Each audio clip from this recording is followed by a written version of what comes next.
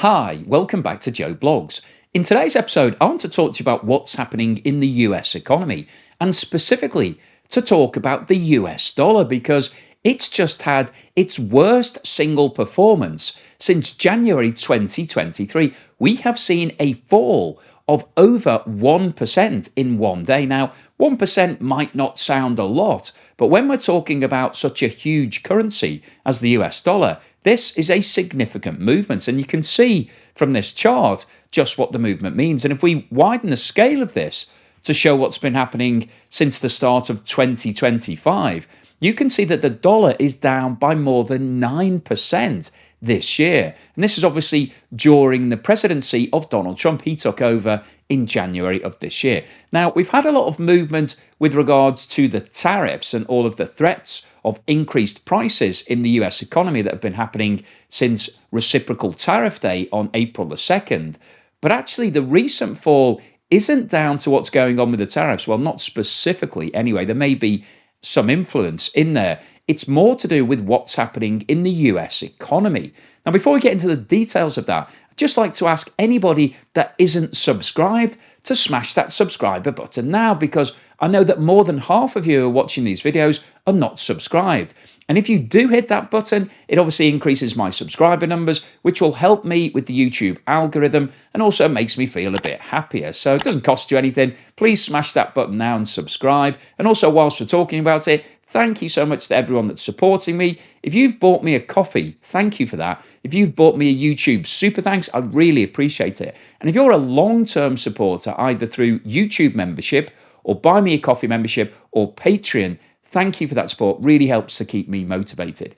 Now, one of the reasons why the US dollar has fallen so rapidly over the past 24 hours is because of what's happening in the US labour market. So the labour figures have just been released for July. And as you can see from this graphic, which dates back to August 2022, the recent figures are actually the worst growth rates that the US has seen since the pandemic back in 2021.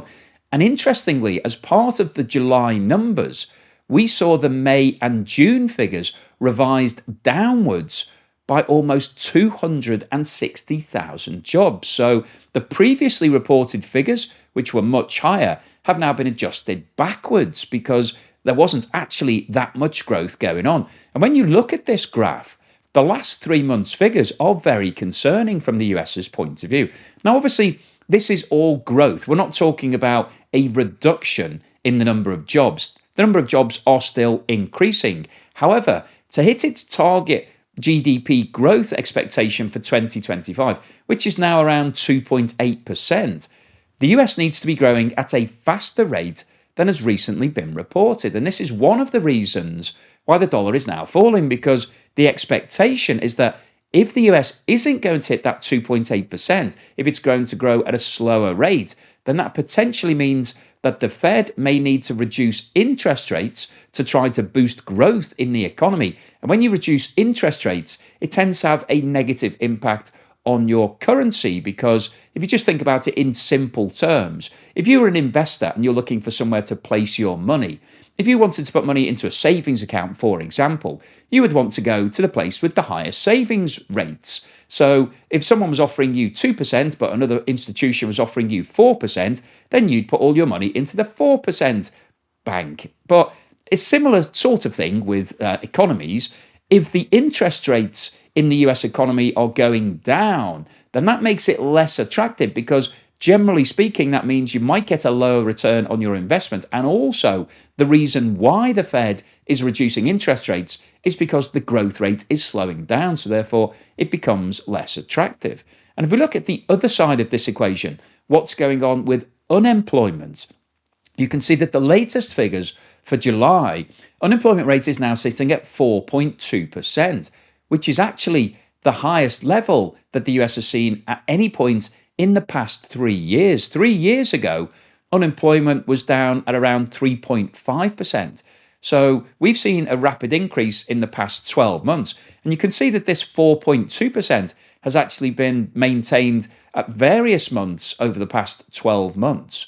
And obviously the concern here is that the trend shows that if unemployment is rising and employment growth is slowing down, then we're starting to get a problem with the economy. And the data that we're seeing is showing that there are less jobs available now. So new jobs that are advertising for people to apply for are reducing, and the labour market is starting to struggle. So we're seeing some signs that there is some tension in the US economy.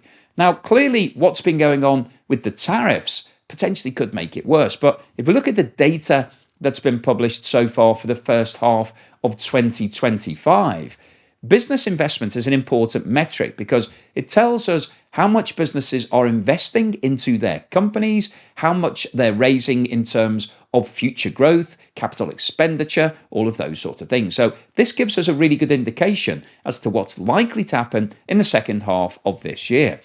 And the Q2 figures for the second quarter of 2025, so that's basically in the second quarter through to the end of June, show that business investment actually fell significantly compared with the first half. And if we look at what's been happening dating back to the start of 2022, you can see that the current level of business investment is one of the lowest rates that the US has seen at any point in the past 3 years. So that's a concern because it tells us the businesses are not gearing up. They're not ready for a big expansion and lots of growth in the second half of 2025. There's actually a slowdown. So that's another worrying factor for the US economy. Now, in terms of what's going on with imports, well, clearly the tariff discussions and what's been happening with regards to the rate that's being charged to all of these imports is having a huge impact on the level of trade. And the Q2 figures for imports show that imports were down by 30.3%. Now, that is a huge fall. Now, what we're seeing here, if we look at this chart, you can see that there was a huge spike in imports in the first quarter. And that was as a result of lots of companies trying to get ahead of the curve. They knew that these new tariffs were coming in, and so lots of businesses placed huge orders. They were stocking up ahead of those new tariffs to basically try and avoid the extra cost. So we've got a certain element of a trade-off between a huge rise and then the counterbalancing fall in Q2. But when you add the two of these together, we've still got a worrying trend from the USA's point of view. And clearly, the big question is what's going to happen in Q3 and Q4 in 2025, because these tariffs are now in place. So everything that the US is importing now costs businesses more money. The basic minimum level you'll get away with is a 10% increase. That's for a small number of countries. But actually, for most countries, the US's biggest trading partners, we've got a huge increase. So China is one of the biggest countries that the US imports from, and that's now got a 30% tariff plus another 10% penalty tariff for being in BRICS. So everything from China is going to cost 40% more. We've got similar tariff for Canada now. It's 35% apart from items that are exempt.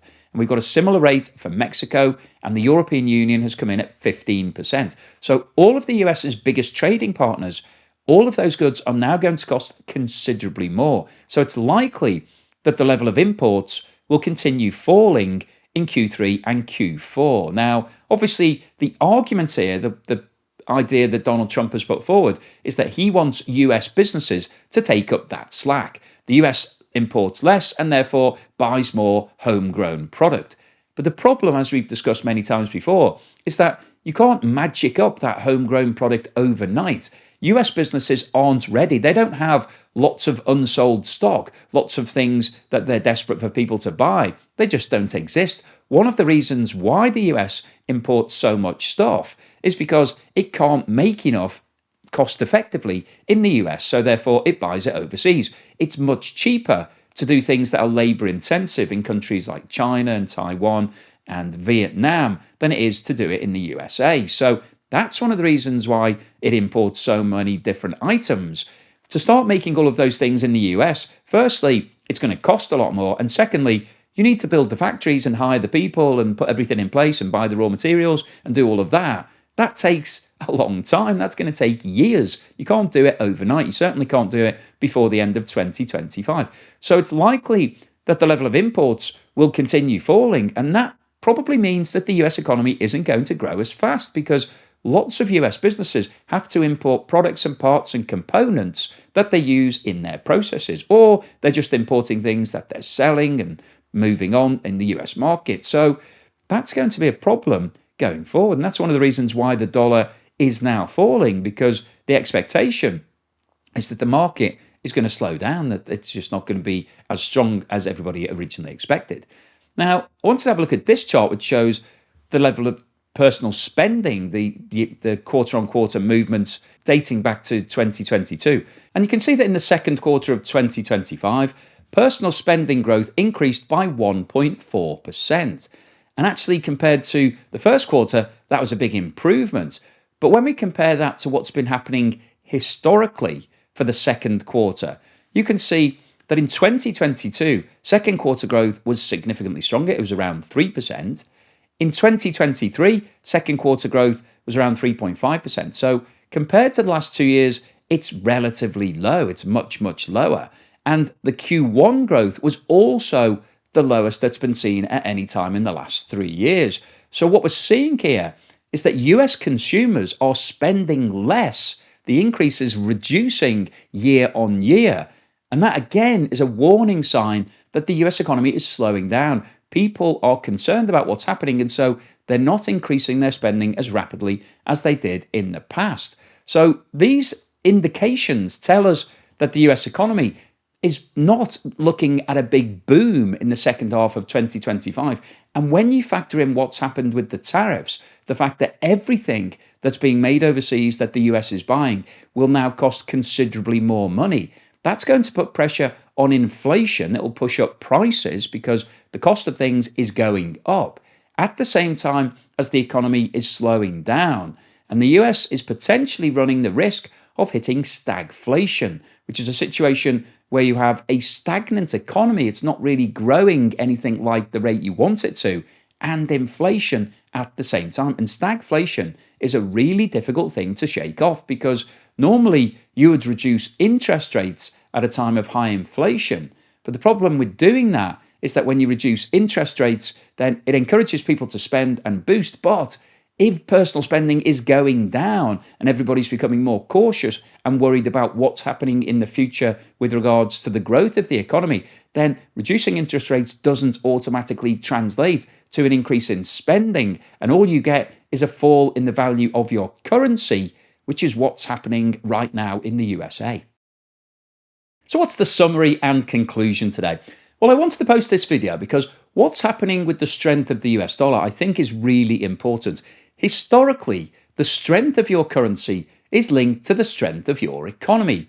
Generally speaking, if your economy is doing well, if it's booming, then lots of other companies all around the world want to do trade with the companies in your economy. Therefore, they need to purchase your currency in order to do that. And so the value of your currency usually goes up if your economy is doing really well. And vice versa. If your economy isn't doing as well as expected, then there will be less trade, there will be less demand for your currency, and so the value of your currency usually goes down. But the US dollar is actually more important when we're talking in a global context because it is the benchmark currency for every single country in the world. Well, maybe apart from Russia, who doesn't want to use the dollar, and China is trying to establish its currency as a new benchmark. But aside from those two, everybody else is happy using the dollar as the translation currency.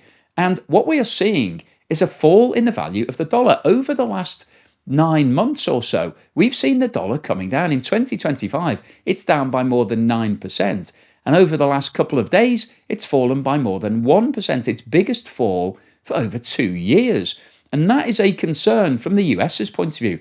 I recently posted a video where Donald Trump was saying that the dollar is king. It's the main currency in the world, and the US wants to protect that situation. So the strength of the dollar is important, not just because it tells us what's happening in the US economy, but also it tells us about everybody's confidence in the dollar. One of the reasons why the dollar is the benchmark currency is because lots of other people like it. They believe that the dollar has long-term value. So when we see currencies that are struggling, so in countries such as Turkey, where we've seen a high level of dollarization, and Argentina, because we have high rates of inflation. The value of their local currency is going down all the time. The purchasing power is disappearing. When you've got 40, 50, 100% inflation, it means that what you can buy with your local currency goes down all the time. So in those countries, people prefer to be paid and hold their savings and investments in dollars because they don't think that the dollar is going to halve in value every 6 months. So that's one of the reasons why people love the dollar. But when the value of the dollar is falling by almost 10%, then it does undermine that whole ethos because you're holding your savings and investments in dollars. But if the dollar's going down, then so's the value of everything, all your spending power. So that's one of the concerns from the US's point of view, that it wants to maintain its position as the dominant currency. But if the value keeps going down, it undermines that situation. So this is a concern from the US's point of view. And as we've seen in today's video, the reasons why the dollar is falling right now are multiple. It's partly because the US economy isn't growing as fast as everybody expected it to. So we've now got some softness in the labor market. We are seeing the number of new jobs reducing. There's been a big adjustment over the past couple of months in terms of what was published as the growth and what the actual growth was. We're seeing the new jobs in July lower than expected. We're seeing unemployment rising at the same time as business investment is slowing down. So is personal spending. And we're also seeing just issues with regards to the tariffs because all of these new tariff rates have now been announced. Everybody that's exporting to the US market is going to see an increase in the cost of those products in the US. And as I've said many times before, the people who will be picking up the cost of those tariffs are not the overseas companies, it's US consumers and businesses because they're the ones who are going to have to pay US customs to release all of those goods. And they're the ones who are paying the tariff. And that will then translate to an increase in prices for all of those items in the US market, which will push up inflation. And the problem with rising inflation is that the Fed won't like it. They will want to increase interest rates to try to bring inflation back down. But the problem with that is that if you increase interest rates, it tends to put the brakes on your economy because higher borrowing costs mean that companies and people won't want to borrow money, therefore they won't have as much to spend and invest, and therefore the growth of the economy will be slower. So we've got a lot of different factors that are now converging on the US economy. And when we look forward over the next 6 to 12 months, the impact of the tariffs hasn't really kicked in yet. We saw from the graph earlier that imports in the first quarter of 25 were actually a lot higher than they were in the previous year because lots of businesses were panicking and trying to bring as much into the country as possible before the tariffs took place. Now the tariffs are in effect, then all of those things are going to cost more. You can't avoid it. There's no way around it. So everything that's being imported will cost more. That will start feeding through in the next 6 to 12 months. And that's going to cause a problem in the US economy because people will have less money to spend. Their disposable income won't go as far if everything costs more. And inflation is a problem. The Fed will not want inflation to get out of hand. They will want to bring it back under control. And they'll want to push up interest rates at the same time as Donald Trump is saying that Jerome Powell should be reducing rates. He said that the US should have rates of around 1%. Now, obviously, they're a million miles from that at the moment. So we're seeing a lot of tension in the economy. We're starting to see things slowing down, and that's why the US dollar has fallen in value. And if this continues, then it's going to represent multiple problems for the US economy because it doesn't want a weak currency at the same time as the economy is slowing down. So we've got a lot of things to look out for over the next 6 to 12 months. And I just wanted to make you aware of what's going on so that you're fully in the picture and you can start to see the impact of the decisions that have been made over the past 6 months now starting to feed through into the economy and into the value of the dollar. So hopefully you've enjoyed today's video, you found it useful, informative and thought-provoking. If you've liked what I've said, then please give me a thumbs up. Thank you for watching this video all the way through to the end. And thank you so much to everybody that's supported me. Really appreciate it. And if you haven't subscribed, please hit that subscribe button. And here's something to put a smile on your face.